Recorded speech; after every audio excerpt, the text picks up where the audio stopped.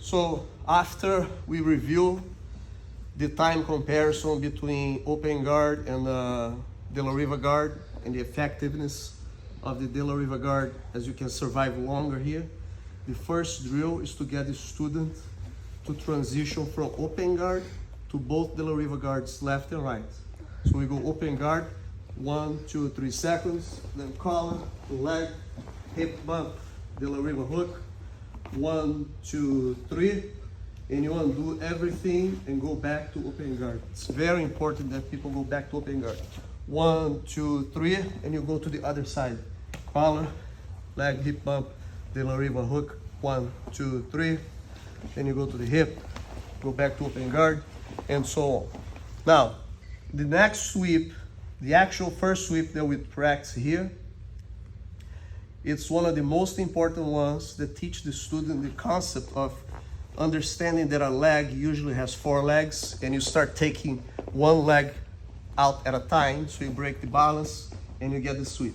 So we will establish Dela Riva Guard, okay, with the emphasis in all Dela Riva Guards that this foot should have a constant force pushing the opponent upwards, like you want to lift him with one leg like this. So you get 1 foot elevation off the ground, okay, once you have this. So what I'm going to do here now is force Jack to abandon the grips of my pants and put both hands on the ground. If you can get the opponent to put both hands on the ground instead of you, you have established the situation where you can sweep the guy easily, okay?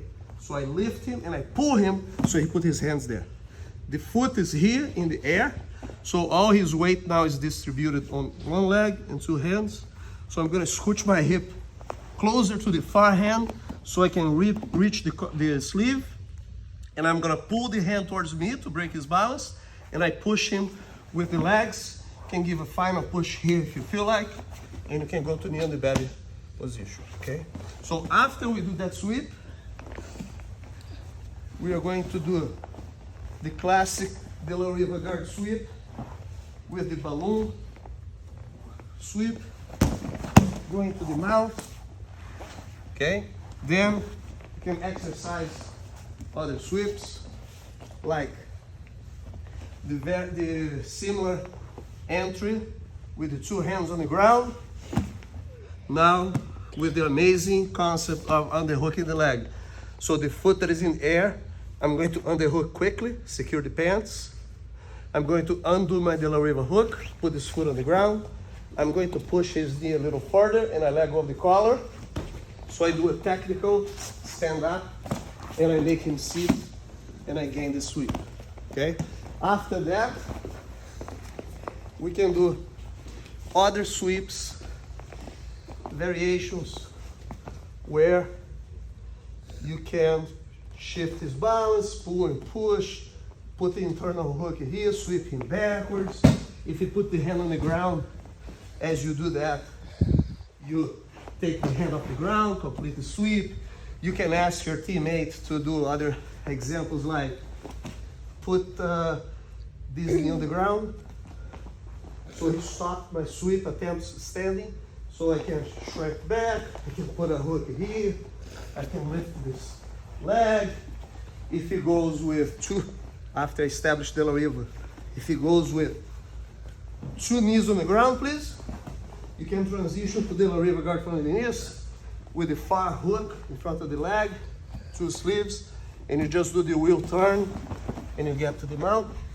So these are the chronological order that you can have games and exercise with Dela Riva Guard.